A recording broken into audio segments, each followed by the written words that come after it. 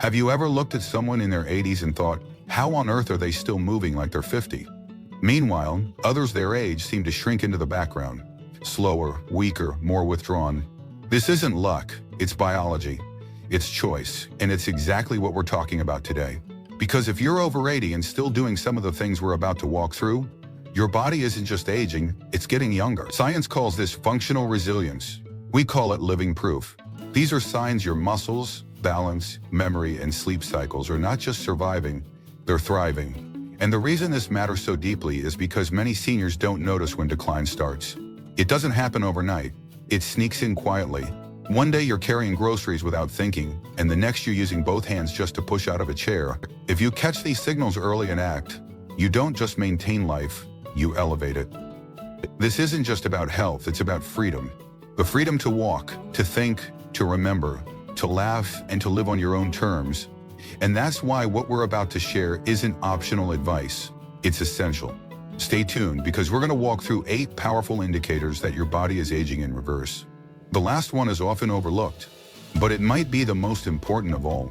Before we dive in, take a moment to like, subscribe, and share this video with someone who needs this encouragement. Your support helps keep these elderly reflections and senior wisdom alive. Let's get started. Let's begin with a movement so fundamental that we often overlook its significance. Getting up from a chair without using your hands. While it may seem like a simple action, it speaks volumes about the strength of your lower body, the coordination between your core and hips, and your overall functional independence.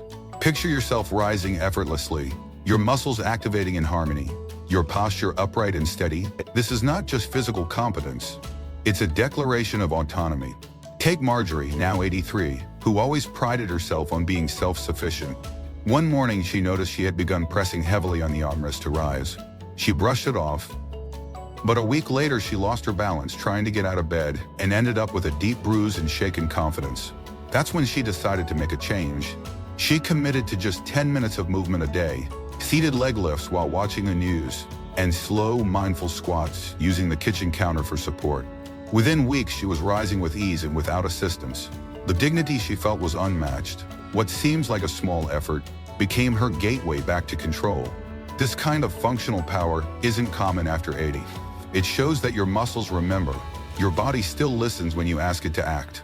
If your legs can still rise before your hands need to catch you, you're preserving something precious. Your independence. And what's more, this ability is often a silent measure of your body's response to resistance. When you challenge it, it responds. The human body, even in the 9th decade of life, is remarkably adaptive when given the chance. And what about walking? Not just shuffling through the hall, but truly walking, with pace, with purpose. The ability to walk briskly without needing to catch your breath is an indicator not just of physical ability, but of systemic youth. Your heart, your lungs, your muscles, and your nervous system are still operating in sync. There's even a study from the Journal of the American Medical Association that found older adults who walk at a brisk pace live significantly longer than those who don't. That's because walking speed correlates with cardiovascular health, endurance, and the efficiency of oxygen delivery to your brain and organs. Let's talk about Albert, 81, who had always enjoyed his early morning walks through the neighborhood. But recently he noticed a change. He was pausing more often, catching his breath, avoiding hills. At first he thought it was just aging, but deep down he knew he was losing something. Determined not to let go, he began walking short distances with a little more urgency. First to the mailbox, then to the park bench halfway down the street. In just 1 month, his stamina improved. So did his spirit. It's not about the distance, he said. It's about the way I feel while doing it. And that right there is the message. Walking is your body's daily status report. If you can walk with strength and pace, your body is telling you that it's not finished, not fading. It's adapting, it's thriving. So next time you're walking, ask yourself, do you walk like someone who still has places to be? Because if you do, that's not just it's not the calendar that dictates your vitality. It's your movement. Brisk walking shows vitality in motion, proof that your body hasn't lost its rhythm, its drive, or its purpose. You're not just moving, you're living forward. Now let's shift focus to a skill that might seem unrelated to aging, but is actually one of the clearest signs that your nervous system, vision, and proprioception are still sharp. Your ability to balance on one foot for 10 seconds. This isn't about playing games. When those systems are communicating clearly, your body stays upright even in unexpected situations. But when that communication breaks down, that's when falls happen. Let's consider Sharon, now 83, who had a moment of revelation while brushing her teeth. She realized she was pressing into the sink more than usual, leaning not from fatigue, but from a subtle loss of balance. That quiet moment became her turning point. She began standing on one foot while brushing, first with support, then gradually on her own. Within 3 weeks, she could stand tall and steady. The confidence in her step returned. And here's the powerful truth. Balance is not a fixed trait. It's a skill you can nurture. The ability to stand on one foot for 10 seconds shows that your nervous system is alive, your reflexes are responsive, and your brain is still agile. It's also one of the strongest predictors of fall risk, and therefore of long-term independence. So if you're still balancing with ease, don't take it for granted, celebrate it. Because behind that simple act is a lifetime of coordination, resilience, and vitality still at work. Even better, it's never too late to regain balance. With practice, older adults can significantly improve their proprioception and reaction time. The human body is like a choir. Each part has a voice, and balance is the harmony. If the harmony is strong, the music of movement continues. That is why balance exercises are now a foundation in senior health programs. Not for athletes, for everyday heroes, like you, like Sharon, who choose every day not to surrender their steadiness, but to rebuild it. Imagine this, your great-grandchild spreads out a puzzle or a board game on the living room floor. They look up at you with hopeful eyes, inviting you to join. But instead of joy, you feel hesitation, not because you don't want to, but because a quiet fear creeps in. What if I can't get back up? For many seniors, this fear quietly erodes freedom. The floor becomes off limits, not from lack of desire, but from the belief that getting down and back up is simply too hard. Yet the ability to move from standing to the ground and back again is a stunning reflection of full-body coordination. It demands engagement from your core, legs, arms, flexibility, and spatial awareness. It shows you still own your mobility. Geraldine, now 84, found herself declining invitations to her daughter's picnics because they always included sitting on blankets. She feared the awkward, undignified struggle to stand back up. One day she decided that she'd had enough. She began practicing on the carpet by her bedside, starting with one knee down, one leg extended. Slowly her confidence returned, and with it, a renewed joy in saying yes to family moments. When you can lower yourself to the floor and rise again without aid, you are embracing full mobility, a key that unlocks both physical and emotional independence. You're telling the world, I'm still here, and I still belong in it. This isn't just about physical strength. It's about confidence, mental flexibility, and emotional resilience. Many seniors don't even realize how much fear is tied to their mobility until they avoid doing things they once loved. And this fear, left unchallenged, becomes a wall between them and the joy of movement. It becomes a story they begin to tell themselves. I can't. But the truth is, you still can. Not overnight, not without effort, but with consistency and belief. When you say yes to the floor again, you're reclaiming a part of yourself that time has no right to take. Now think about this. You're walking back from the grocery store, a bag in each hand. It's something you've done for decades. But suddenly, one bag feels heavier. Your arm trembles, you shift the weight to your hip, lean against the counter when you get home. It's a subtle but critical shift. The strength to carry groceries reflects far more than muscle. It speaks to grip strength, shoulder stability, back endurance, and core coordination. If even one link weakens, the whole task becomes daunting. Meet Clifford, 81, who always insisted on making one trip from the car with his groceries, no matter how many bags. But last winter, he dropped a bag on the ice. Not from slipping, but because his hand simply gave out. That moment shook him. Determined not to repeat it, he began daily hand exercises, squeezing a tennis ball, holding light dumbbells, even practicing carrying his laundry basket back and forth across the hall. In 6 weeks, his strength returned, and so did his confidence. And Clifford didn't stop there. He noticed how much posture affected his carrying ability. So he started doing wall posture holds, walking with weights while engaging his core and timing how long he could hold a bag before needing to switch hands. What started as strength training became a meditation, a reminder of his own resilience. Carrying weight with control is more than a chore. It's a quiet act of resistance against decline. It says, I am still capable, and it directly supports your ability to live independently, cook for yourself, and feel self-reliant. In senior health, grip strength has been proven to be one of the most predictive markers of overall longevity. If your hands still hold firm and your arms still lift with purpose, that's not ordinary, it's extraordinary.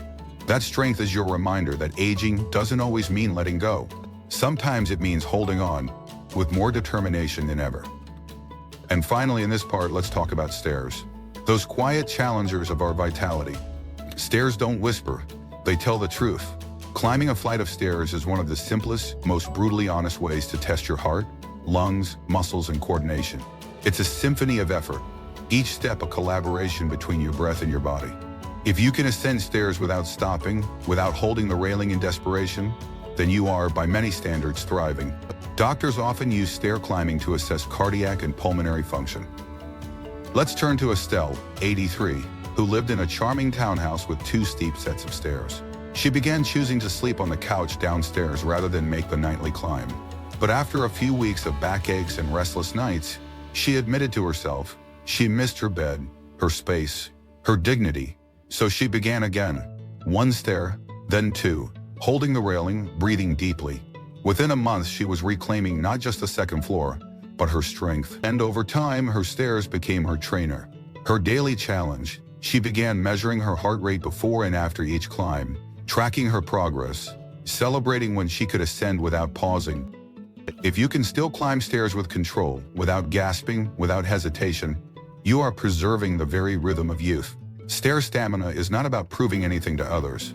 It's about proving to yourself that your heart is still strong, your lungs still fill deeply, and your legs still power you forward. And let's not forget, the stair mobility also means you're more likely to recover from illness, prevent hospitalizations, and maintain social connection, because often the choice between isolation and interaction begins with 1 small step. Literally, when stairs are no longer a barrier, the world becomes wider again.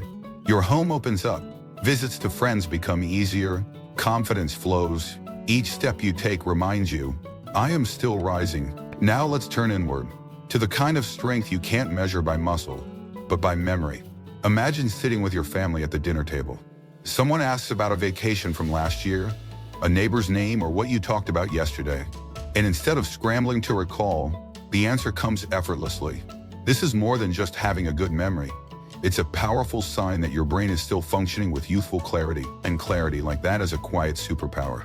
It means your neurons are firing strong, your cognitive pathways are sharp, and your body is delivering oxygen-rich blood to every corner of your mind. Let's talk about Martha, now 85, who hosts weekly trivia nights at her senior center. Not because she needs the entertainment, but because she's sharp, focused, and fully engaged. She remembers her grandchildren's birthdays, quotes from books, and stories from childhood with stunning detail. When asked how she stays so mentally clear, her answer is simple. I stay curious, I ask questions, I write things down, I don't stop learning. And that's the secret. Memory isn't a passive gift. It's a muscle, one that thrives on use. From reading books, engaging in conversations, solving puzzles, and even journaling your thoughts, each small action is an act of resistance against decline. So if you can still recall events clearly, hold conversations with ease, and remember little details from daily life, you are aging in reverse in one of the most profound ways possible. Mental clarity is more than recall. It's presence, it's being in the moment. Being able to follow a conversation, listen with intention, and respond with heart. It means the lights are still on and burning bright. This clarity doesn't just protect you from cognitive decline, it enhances your quality of life. You feel more connected, more confident, more capable. It's one of the reasons older adults with sharper minds tend to have stronger social bonds and less emotional isolation. When you remember, you relate. When you relate, you thrive. Now let's go even deeper, to something many people overlook. Sleep is not just rest, it's repair. It's where your brain detoxes, your hormones regulate, and your immune system recharges. And while many seniors accept poor sleep as a side effect of aging, it doesn't have to be that way. Waking up refreshed, without grogginess, confusion, or exhaustion, is one of the most significant indicators of cellular health. It shows your body is still in sync with its natural rhythms. If you fall asleep easily, stay asleep most nights, and wake up with a clear mind and steady energy, your body is doing something remarkable, healing itself. Douglas, 87, used to wake up 3 times a night and nap throughout the day. He blamed age until his doctor suggested changes to his evening routine. No screens after dinner, more natural light in the morning, and a consistent bedtime. Within weeks, Douglas began sleeping through the night. He woke up energized, clear, and more emotionally stable. His mood improved, so did his memory, and he started every day with a sense of purpose. That's the power of restorative sleep. It doesn't just change how you feel, it can change how you live. Sleep well and your body becomes stronger, your mind sharper, and your outlook brighter. It's worth noting that good sleep is tightly linked to emotional well-being in seniors. When you sleep well, your risk of anxiety and depression drops dramatically. Your cortisol levels, the stress hormone, stay balanced, and your ability to regulate emotions improves. This is crucial in later life when loneliness or loss can take an emotional toll. Ruth, 88, used to dread nights. They were long, restless, and lonely, but after a neighbor encouraged her to try evening meditation, light stretching, and journaling before bed, things began to change. She created a new nighttime ritual, and within a month her body began to trust that rest was coming. Her sleep deepened, her morning energy returned. She even started volunteering again, something she hadn't done in years. What does this mean for you? It means every night is a chance to renew. Every good sleep is an act of rebellion against decline. And every clear morning is evidence that your body still knows how to heal itself. This is what aging in reverse looks like, not the absence of age, but the presence of vitality. And perhaps the most powerful truth in all of this is this: aging in reverse is not a myth. It is a mindset, a daily practice, and a courageous declaration. It is about paying attention to the quiet signals, how we move, how we carry, how we breathe, how we think, and how we rest.